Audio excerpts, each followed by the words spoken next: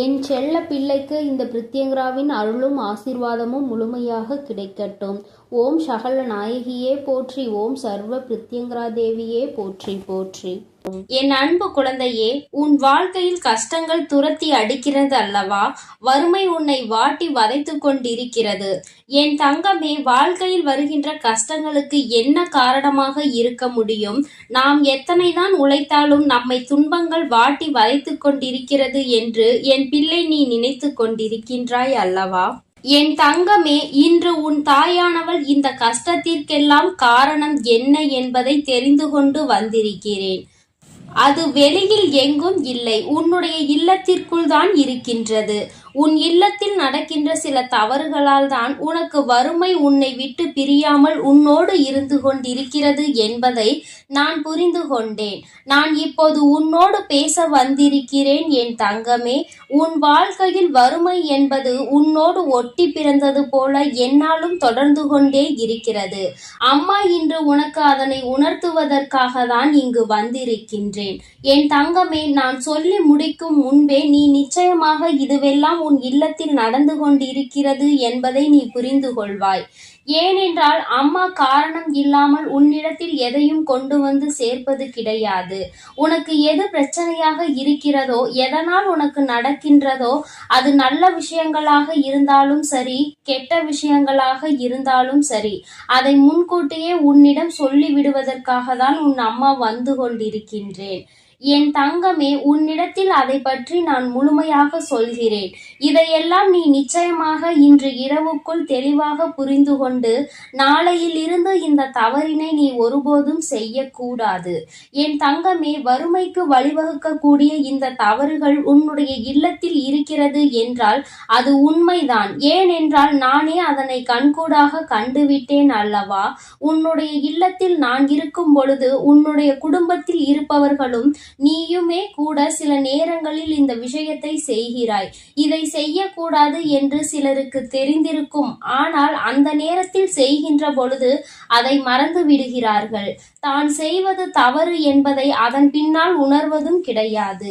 நம்முடைய இல்லத்தில் தெய்வங்களை குடியமர வைக்க வேண்டும் என்றால், தெய்வங்கள் உன் இல்லத்தில் நிரந்தரமாக இருக்க வேண்டும் என்றால், அவர்களுக்கு பிடிக்காத சில விஷயங்களை நீ ஒருபோதும் செய்யக்கூடாது. நீ நன்றாக இருக்க வேண்டும் என்றுதான் அவர்கள் உனக்கு ஆசீர்வாதங்களை வழங்க வருகிறார்கள். அந்த நேரத்தில் நீ அவர்களை அவமதிக்கும் விதமாக நடந்து கொண்டால் அது அவர்களுக்கு மனவேதனையை கொடுத்துவிடும். அப்படியே அங்கிருந்து சென்று விடுவார்கள். என் தங்கமே, அம்மா சொல்கின்ற தெய்வங்கள் யாரெல்லாம் தெரியுமா? உன்னுடைய குடும்பத்தில் வறுமை இல்லாமல் இருக்கவும் செல்வ செழிப்போடு இருக்கவும் உனக்கு துணையாக இருக்கக்கூடியவர்கள் லட்சுமி தேவியானவரும் குபேரரும் தான். என் தங்கமே, இவர்கள் இருவரையும் ஒரு நாளும் அவமதித்து விடாதே. அதற்கு அம்மா சொல்கின்ற இந்த விஷயங்கள் எல்லாம் உன் இல்லத்தில் நடந்து கொண்டிருக்கிறதா என்று ஒரு முறை சோதித்து பார். என் குழந்தையே, உப்பு ஒருபோதும் நீ கீழே சிந்திவிடக் கூடாது.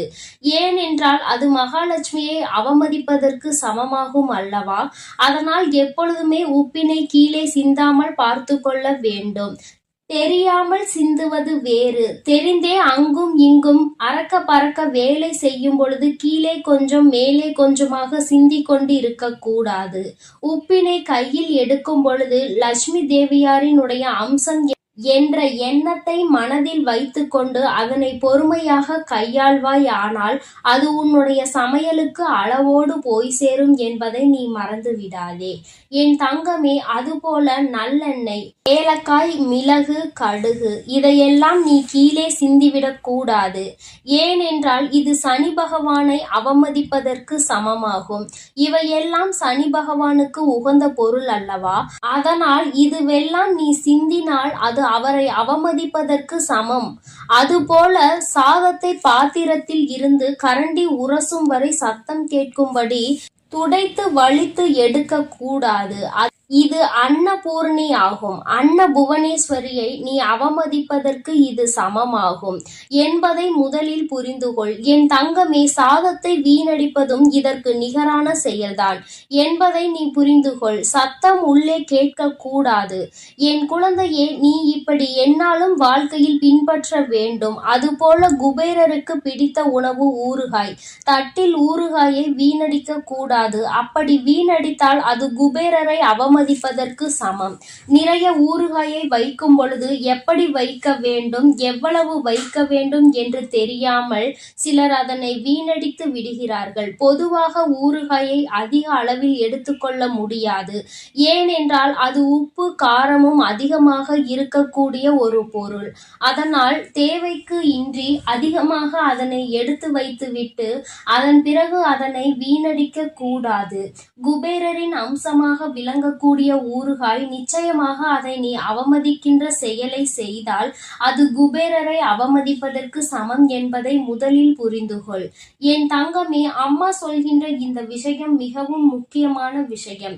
பூஜை அறையில் குத்து விளக்கு தவறி தெரியாமல் கீழே விழுந்தாலும் சரி, ஏற்றிய விளக்கு அணைந்தாலும் சரி, உன் குலதெய்வத்திற்கு உடனடியாக நீ காணிக்கையினை முடிந்து வைக்க வேண்டும்.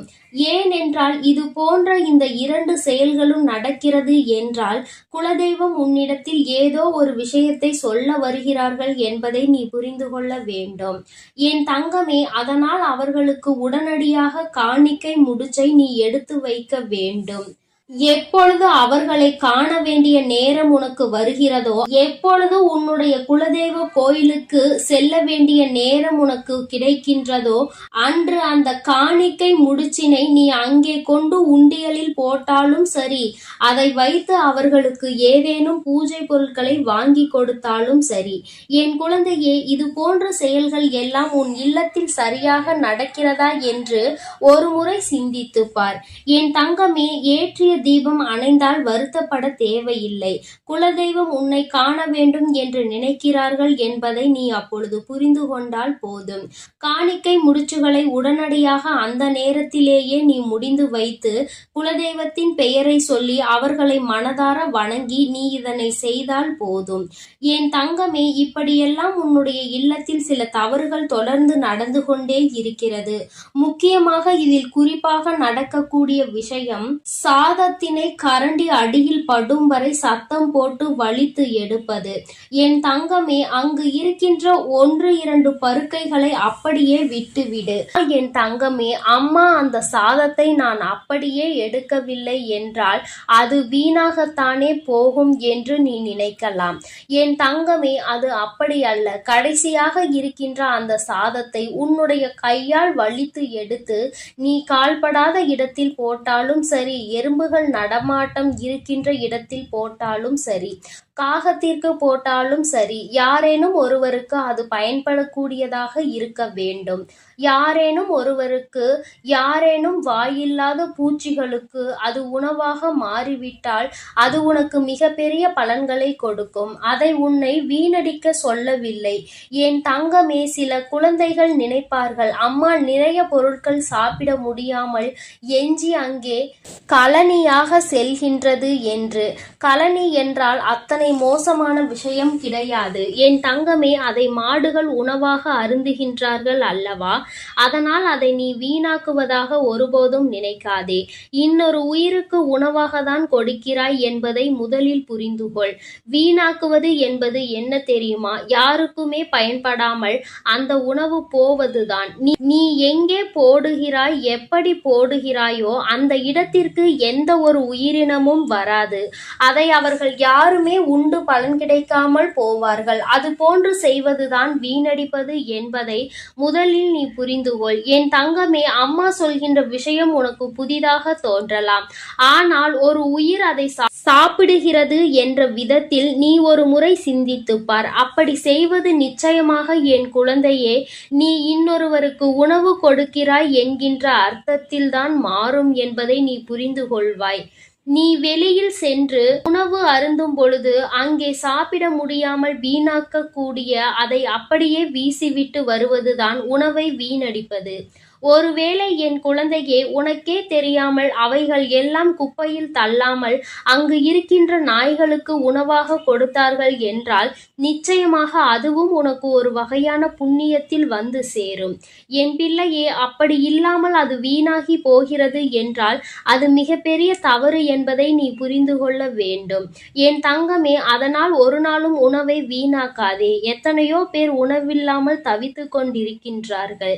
என் செல்ல குழந்தையே, அம்மா சொன்னதை கவனமாக நினைவில் வைத்துக்கொண்டு நீ இனி இதுபோல் நடந்து கொண்டால் நிச்சயமாக இனி உன் வாழ்வில் எப்பொழுதும் நல்லது நடக்கும் என்பதை நீ மறந்து விடாதே. என் அன்பு பிள்ளைக்கு இந்த தாயானவளினுடைய ஆசீர்வாதங்கள் எப்பொழுதும் முழுமையாக இருந்து கொண்டே இருக்கும். என் அன்பு பிள்ளையே, இந்த தாயானவளுக்கு நீ எத்தனையோ பூஜைகள் செய்து என் மனதை குளிர வைத்து உன்னுடைய இல்லத்தில் நிரந்தரமாக அமர வைத்து விட்டாய். என் தங்கமே, நான் நிரந்தரமாக இருக்கின்ற உன்னுடைய இல்லத்தில் செய்யக்கூடாத தவறு என்று ஒன்று நிச்சயமாக இருக்கிறது. உன் தாயானவள் என் வாக்கினை கேட்டு அதன்படி நீ நடந்து கொண்டால் இந்த அம்மா ஒருபோதும் உன்னுடைய இல்லத்தில் இருந்து வெளியே செல்ல மாட்டேன். மாறாக இந்த தவறை நீ செய்வாயானால் நிச்சயமாக அம்மா எந்தவித தயவுதாட்சணையும் காட்டாமல் இங்கிருந்து கிளம்பி விடுவேன் என்பதையும் நீ மறக்க கூடாது. என் குழந்தையே, ஒவ்வொரு நாளும் இந்த தாயானவள் என்னை நினைத்து நீ மனமுருகி என்னிடம் உன்னுடைய வேண்டுதல்களை எல்லாம் ஒப்படைத்து கொண்டிருக்கிறாய். நான் ஒவ்வொரு வேண்டுதலையும் உன்னிடத்தில் கொண்டு வந்து சேர்க்கத்தான் வந்து கொண்டிருக்கிறேன். என் தங்கமே, உன்னுடைய கவலைகளை எல்லாம் இப்பொழுது சில நாட்களாகவே நீ மறந்து விட்டாய். அது மட்டும் அல்லாமல் என் பிள்ளையே, இந்த தாயானவளின் மனதை எப்படி குளிர வைக்க வேண்டும், நம் தாயானவளுக்கு என்ன செய்தால் அது சந்தோஷத்தை தரும் என்று நீ அதிகமான நேரங்களில் உன் அம்மா என்னை பற்றியே சிந்தித்து கொண்டிருக்கிறாய். என் பிள்ளையே, என் மீது நீ கொண்ட அன்பினை கண்டு அம்மா மெய்சிலிர்த்து போனேன். என் குழந்தையே, என் மீது காட்டுகின்ற பாசத்தை நானும் உன் மீது காட்ட வேண்டும் என்றுதான் தினம் தினம் உன்னை காண வருகிறேன். என் செல்லமே, நான் உன்னுடைய இல்லத்தில் அமர முடிவு செய்ததோடு மட்டுமல்லாமல் அங்கேயே தங்கவும் செய்துவிட்டேன். என் தங்கமே, உன்னுடைய வாழ்க்கையில் உன்னை சுற்றி நடக்கின்ற சில விஷயங்களை பார்க்கும் பொழுது உனக்கு இருக்கின்ற கஷ்டங்கள் கொஞ்சம் அதிகமாக தான் இருக்கிறது. அதிலிருந்து மீண்டு வர முடியாமல் நீ தவித்து கொண்டிருக்கிற காலங்களும் உன் முன்னால் நின்று கொண்டிருப்பதை நான் காணதான் செய்கிறேன். என் தங்கமே, அதிலிருந்து எல்லாம் நீ மீண்டு வர போகின்ற காலம் வந்துவிட்டது. என் பிள்ளையே, நீ சிலவற்றை ஆராய்ந்து உன்னுடைய மனதை காயப்படுத்தி கொள்வதை விட எல்லாமே உனக்கான பாடம் என்றும் அதை அனுபவமாக நீ எடுத்துக்கொள்ள பழகு. அப்படியானால் இந்த வாழ்க்கை உனக்கு நிச்சயமாக சிறப்பாக மாறும் என்பதை நீ புரிந்து கொள்வாய். என் தங்கமே, வாழ்க்கையில் எதையுமே உன்னால் மாற்ற முடிவதில்லை.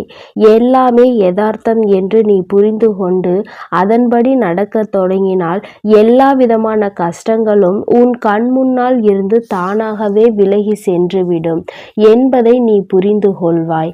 என் குழந்தையே, யாருக்காகவோ வாழ்ந்து காட்டுவதற்கு இந்த வாழ்க்கை ஒன்றும் உனக்கு பரீட்சை கிடையாது. உனக்காக நீ வாழ்ந்துவிட்டு போவதற்கான ஒரு வாய்ப்பு மட்டும்தான் என்பதை நீ புரிந்து கொள். உனக்கு கிடைத்திருக்கின்ற இந்த வாய்ப்பினை நீ சரியாக பயன்படுத்தி கொள்ள வேண்டும். மற்றவர்களுக்காக உன்னுடைய நேரத்தையும் காலத்தையும் நீ வீணடித்து கொண்டிருக்காதே. ஓடுகின்ற நீர் போல நடப்பதெல்லாம் நல்லதுக்கே என நினைத்து கொண்டு நல்லதை செய்ய துணிந்து நில். தீயவை தானாக குப்பை போல ஓரத்தில் ஒதுங்கிவிடும். என் தங்கமே, என் தங்கமே, அழகான குளிரான காட்சியும் மேகம் முடிய வானமும் முகம் காட்ட துடிக்கின்ற சூரியனும் போல நிச்சயமாக இந்த இனிய புன்னகையோடு உன்னுடைய நாள் நல்ல நாளாக எப்பொழுதும் மலரும் என்பதை நீ தெளிவாக புரிந்து கொள்ள வேண்டும். உன்னை குறை கூறுகின்ற பலருக்கு உத்தமராக வாழ்வதற்கு வாழ்வதை விட உன்னை நம்புகின்ற சிலருக்கு நீ நல்லவனாக வாழ வேண்டும் என்று நினைத்தால் போதும். என் குழந்தையே, நீ என்னதான் செய்தாலும் அங்கே குறை சொல்ல வேண்டும் என்று நினைத்து விட்டால் அவர்கள் குறைகளை மட்டுமே சொல்லிக் கொண்டிருப்பார்கள். என் குழந்தையே, விருப்பத்தோடு செய்யப்படும் எல்லா செயல்களும் ஒரு நாள் நீ விரும்புகின்ற உயரத்திற்கு நிச்சயமாக உன்னை அழைத்து செல்லும் என்பதை நீ மனதிற்குள் நம்பிக்கையோடு எந்நாளும் எண்ணிக்கொள்ள வேண்டும். நல்ல செயல்களுக்கான வெகுமதிகள் எல்லாம் உடனடியாக கிடைப்பது கிடையாது. எவ்வளவு தாமதமாக வருகிறதோ அந்த அளவிற்கு அந்த வெகுமதி உன் வாழ்க்கையில் நிலைத்து நிற்கும் என்பதை நீ மறந்துவிடாதே. வாழ்க்கையில் உனக்கு ஏற்படுகின்ற கசப்பான சம்பவங்கள் தான் உனக்கு நல்ல பாடங்களையும் நல்ல அறிவுகளையும் வழங்கிவிட்டு செல்கின்றது. வாழ்க்கையில் எல்லாவற்றையும் சேர்ப்பது மிகவும் கடினம். ஆனால் அதனை செலவு செய்வது மிகவும் எளியது. பணம் மட்டும் கிடையாது வாழ்க்கை. உறவுகளை உள்ளத்தில் நீ சேர்த்து வைக்கின்ற நல்ல எண்ணங்களும் தான் என் தங்கமே இந்த வாழ்க்கையாகும். நிகழ்காலத்தை பற்றிய கவனத்தை நீ எடுத்துக்கொள்ள வேண்டும். நீ அந்த கவனத்தை சரியாக எடுத்துக்கொண்டால் எதிர்காலம் உன்னை தானாக கவனித்துக் கொள்ளும். என் குழந்தையே, ஒவ்வொரு நாளையும் உனக்கானதாக நீ எண்ணிக்கொள்ள வேண்டும். இனி எல்லாம் வீணென்று நினைத்து கொண்டால் உனக்கு விடியல் கிடையாது என்பதை நீ புரிந்து கொள்ள வேண்டும். ஓம் சகல நாயகியே போற்றி. ஓம் சர்வ பிரித்யங்கரா தேவியே போற்றி. எண்ணம் போல் வாழ்க்கை, எண்ணம் போல்தான் வாழ்க்கை. என் அன்பு குழந்தையே, பிரித்யங்கரா வாக்கு பிள்ளைகளுக்கு இந்த தாயின் ஆசீர்வாதம் முழுமையாக கிடைக்கட்டும்.